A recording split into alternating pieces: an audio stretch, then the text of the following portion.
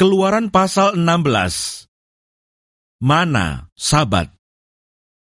Setelah mereka berangkat dari Elim, tibalah segenap jemaah Israel di padang gurun Sin yang terletak di antara Elim dan Gunung Sinai.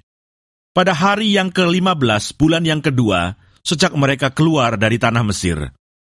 Di padang gurun itu bersungut-sungutlah segenap jemaah Israel kepada Musa dan Harun, dan berkata kepada mereka, kalau kami mati tadinya di tanah Mesir oleh tangan Tuhan ketika kami duduk menghadapi kuali berisi daging dan makan roti sampai kenyang. Sebab kamu membawa kami keluar ke padang gurun ini untuk membunuh seluruh jemaah ini dengan kelaparan. Lalu berfirmanlah Tuhan kepada Musa, sesungguhnya aku akan menurunkan dari langit hujan roti bagimu. Maka bangsa itu akan keluar dan memungut tiap-tiap hari sebanyak yang perlu untuk sehari. Supaya mereka kucoba apakah mereka hidup menurut hukumku atau tidak. Dan pada hari yang ke-6, apabila mereka memasak yang dibawa mereka pulang, maka yang dibawa itu akan terdapat 2 kali lipat banyaknya dari apa yang dipungut mereka sehari-hari. Sesudah itu berkatalah Musa dan Harun kepada seluruh orang Israel, petang ini kamu akan mengetahui bahwa Tuhanlah yang telah membawa kamu keluar dari tanah Mesir. Dan besok pagi kamu melihat kemuliaan Tuhan, karena Ia telah mendengar sungut-sungutmu kepadanya. Sebab apalah kami ini, maka kamu bersungut-sungut kepada kami. Lagi kata Musa, jika memang Tuhan yang memberi kamu makan daging pada waktu petang, dan makan roti sampai kenyang pada waktu pagi, karena Tuhan telah mendengar sungut-sungutmu yang kamu sungut-sungutkan kepadanya, apalah kami ini? Bukan kepada kami sungut-sungutmu itu, tetapi kepada Tuhan. Kata Musa kepada Harun, katakanlah kepada segenap jemaah Israel, marilah dekat ke hadapan Tuhan, sebab Ia telah mendengar sungut-sungutmu. Dan sedang Harun berbicara kepada segenap jemaah Israel, mereka memalingkan mukanya ke arah padang gurun. Maka tampaklah kemuliaan Tuhan dalam awan. Lalu berfirmanlah Tuhan kepada Musa, aku telah mendengar sungut-sungut orang Israel. Katakanlah kepada mereka, pada waktu senja kamu akan makan daging, dan pada waktu pagi kamu akan kenyang makan roti. Maka kamu akan mengetahui bahwa akulah Tuhan Allahmu. Pada waktu petang datanglah berduyun-duyun burung puyuh yang menutupi perkemahan itu, dan pada waktu pagi terletaklah embun sekeliling perkemahan itu. Ketika embun itu telah menguap, tampaklah pada permukaan padang gurun sesuatu yang halus, sesuatu yang seperti sisik, halus seperti embun beku di bumi. Ketika orang Israel melihatnya, berkatalah mereka seorang kepada yang lain, apakah ini? Sebab mereka tidak tahu apa itu. Tetapi Musa berkata kepada mereka, inilah roti yang diberikan Tuhan kepadamu menjadi makananmu. Beginilah perintah Tuhan, pungutlah itu, tiap-tiap orang menurut keperluannya. Masing-masing kamu boleh mengambil untuk seisi kemahnya, segomer seorang menurut jumlah jiwa. Demikianlah diperbuat orang Israel. Mereka mengumpulkan, ada yang banyak, ada yang sedikit. Ketika mereka menakarnya dengan gomer, maka orang yang mengumpulkan banyak tidak kelebihan, dan orang yang mengumpulkan sedikit tidak kekurangan.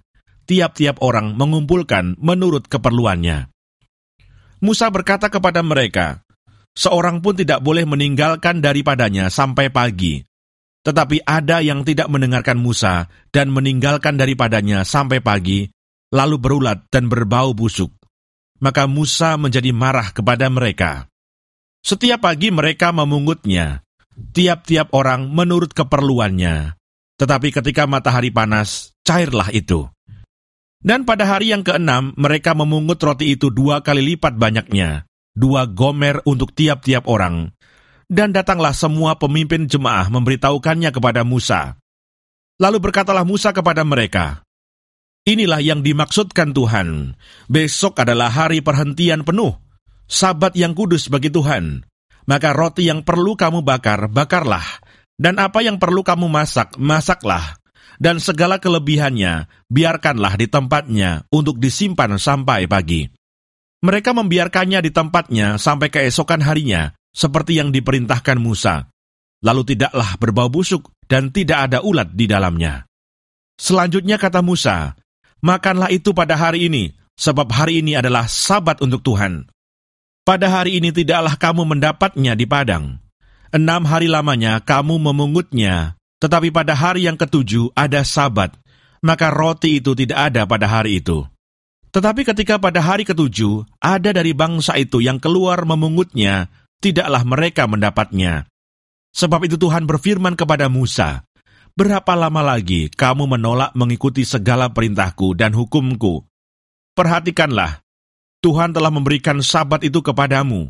Itulah sebabnya pada hari ke-6 Ia memberikan kepadamu roti untuk 2 hari.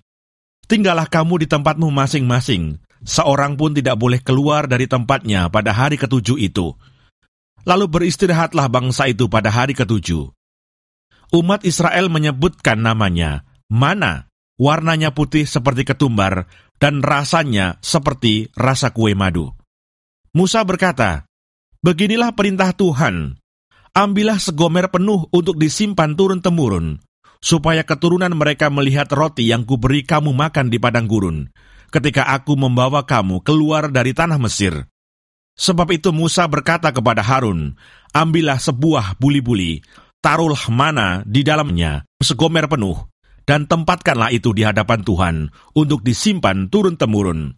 Seperti yang diperintahkan Tuhan kepada Musa, demikianlah buli-buli itu ditempatkan Harun di hadapan tabut hukum Allah untuk disimpan. Orang Israel makan mana 40 tahun lamanya, sampai mereka tiba di tanah yang didiami orang. Mereka makan mana sampai tiba di perbatasan tanah Kanaan. Adapun segomer ialah 1/10 eva.